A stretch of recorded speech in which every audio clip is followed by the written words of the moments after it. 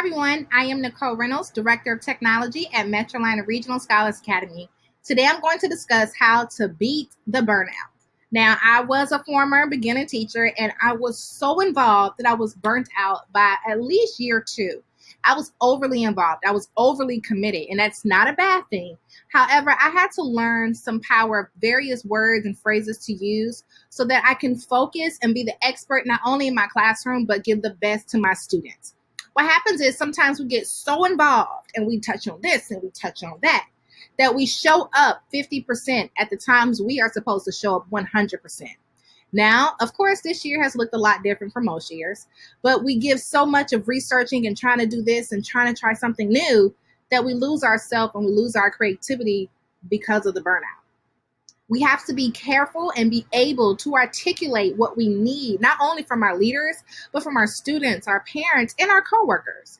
Remember, your working space is somewhere that you are majority of the time. So you want to make sure that not only is your environment conducive to become the best person you are, but it's conducive for your students as well. So let's get straight into it. Welcome, welcome, welcome. I'm going to put my contact information at the end of the presentation, so if you need anything from me, feel free to contact me. I always email anyone that's attended my presentations, and I love supporting you any way I can. And if you're a Starbucks fan, I love Starbucks as well. So get you a refreshing drink and let's get into this presentation. Top 3 things: be involved, be committed, be you. Be involved. Actively participate in the school events and culture. Serve on those committees. Be committed. Be committed to one thing that you're going to focus on for that year, and then you can incorporate that into your PDP plan. But be you.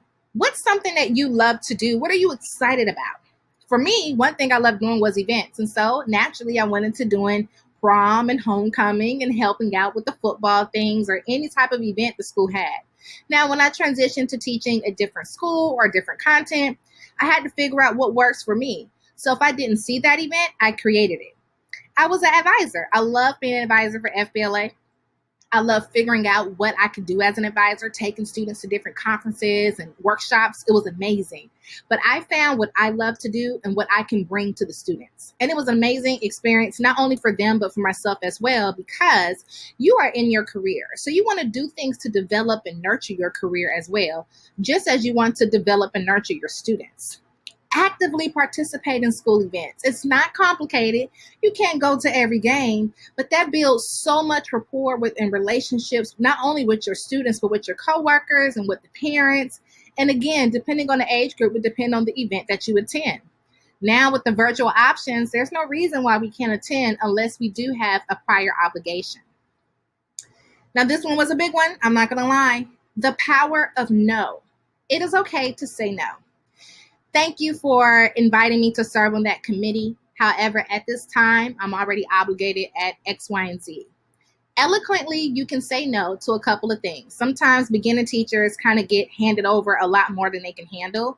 And especially if you're a first-year teacher, it's hard to say no because you want to be involved. And it's okay.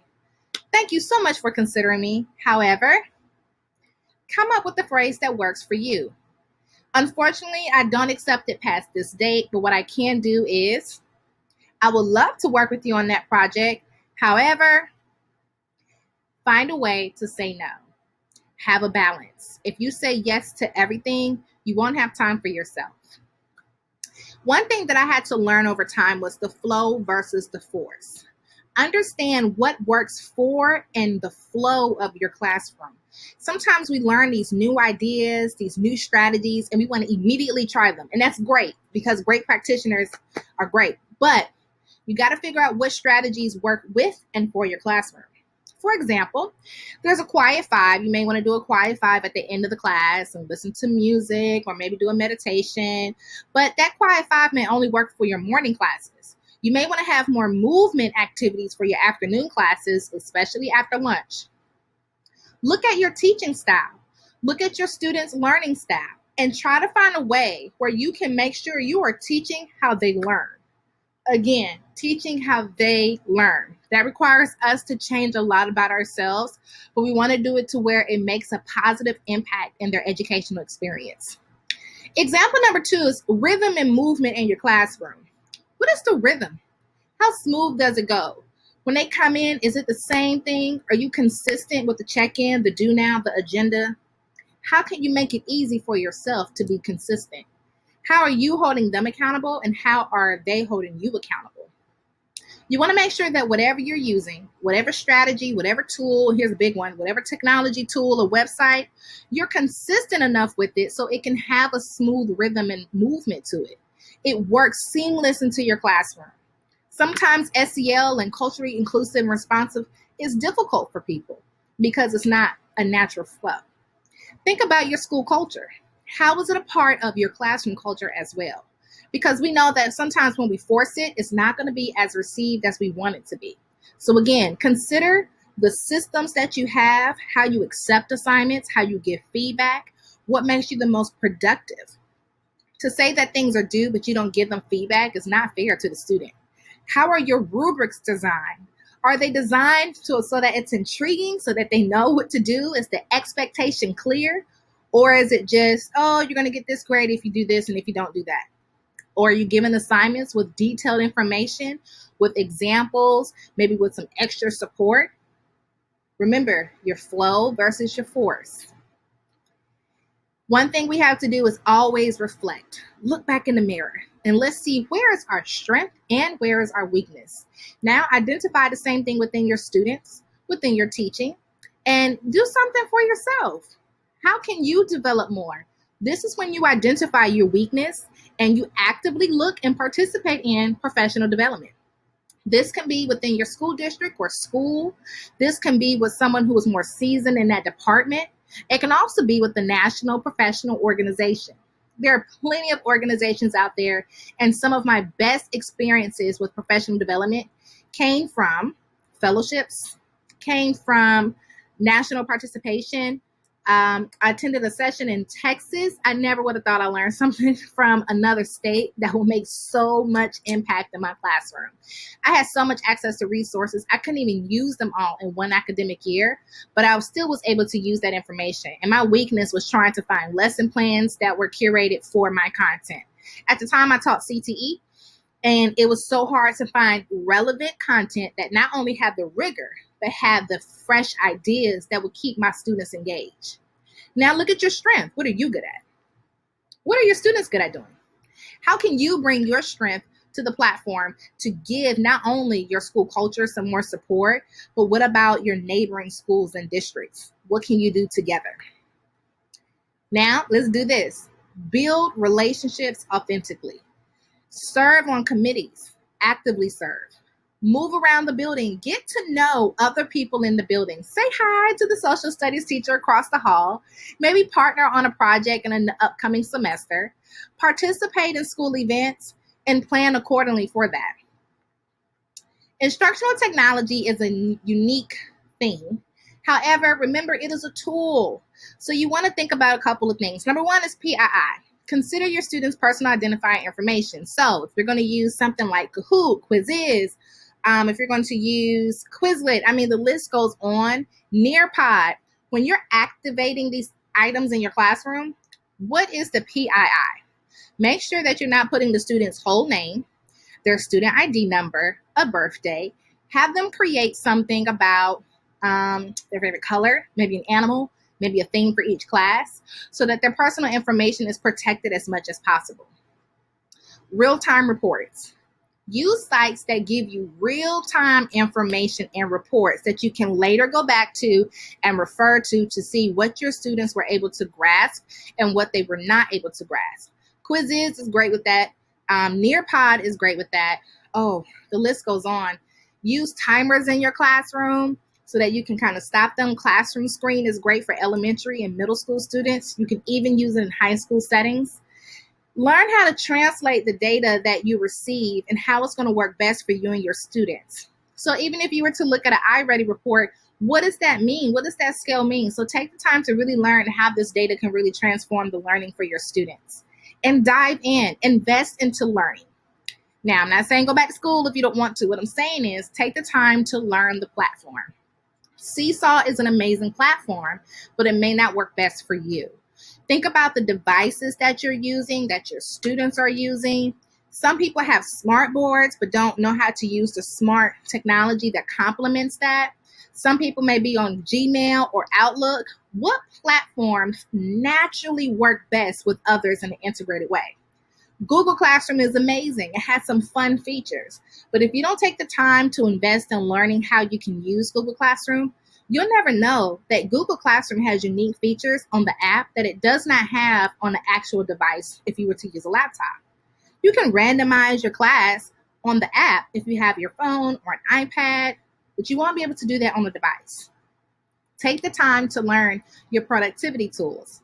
One of my favorite tools is Moat. Moat is a Chrome extension that allows you to use your voice, not only to give feedback, but you can put it in Google Forms now. You can put it in Google Docs, so you can give positive feedback to your students without having to type everything all the time. You can even do the same thing with them. Another instructional technology tool that I like is Floop. Floop is amazing for students to not only give feedback to each other, but you to provide and give feedback to them. Kendu is amazing for the younger ones to organize everything in one spot, because a thriving teacher has a lot of organization, but they are consistent with it. Consistency is so key. That leads me to the next one. It's time to get organized. Use your planning time wisely, okay?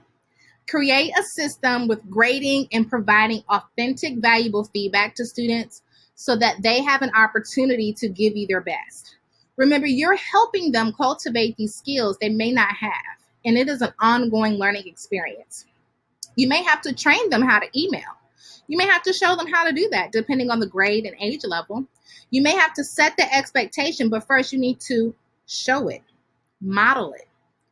You want them to be on time? Make sure you're on time every day. I had to learn the hard way on that one. Here's another thing. Google has applied digital skills, lessons already done for you.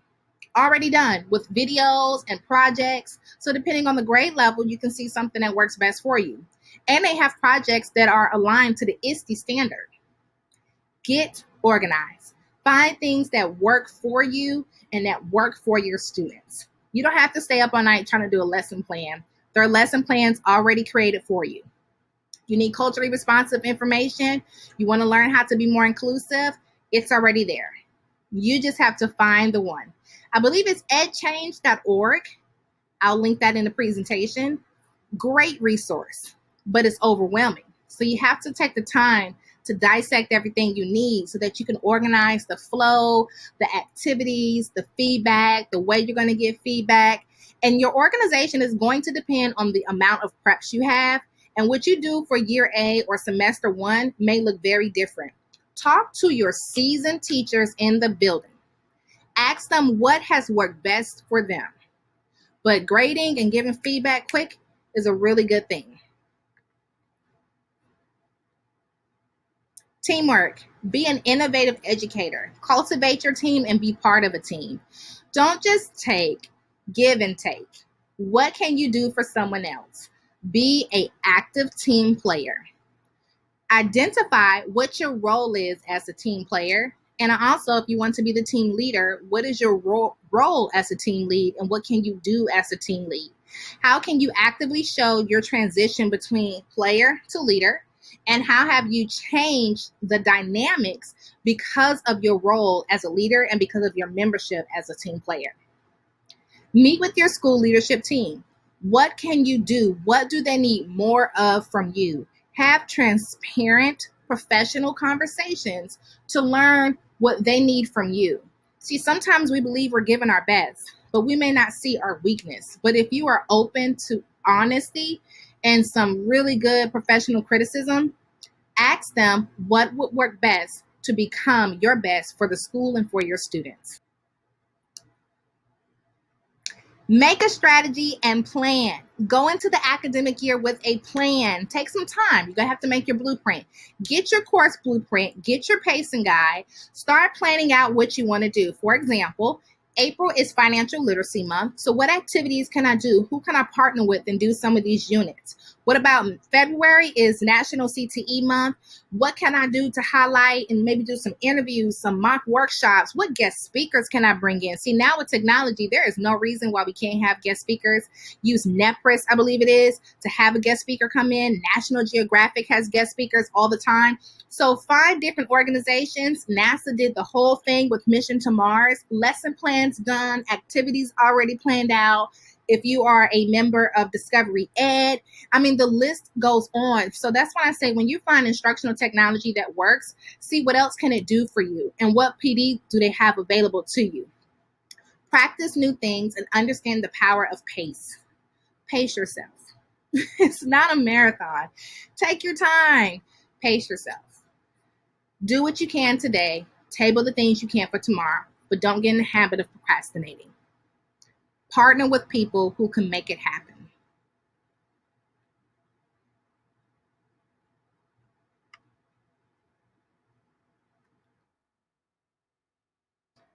Remember your role as a team player. And if you need anything from me, feel free to reach out to me at nreynolds@scholarsacademy.org. It's been a pleasure. On the next slide, you will see all different links of different websites you can go to, resources that I hope are very beneficial to you. And I wish you the best of luck in your endeavor in your teaching career. Bye-bye.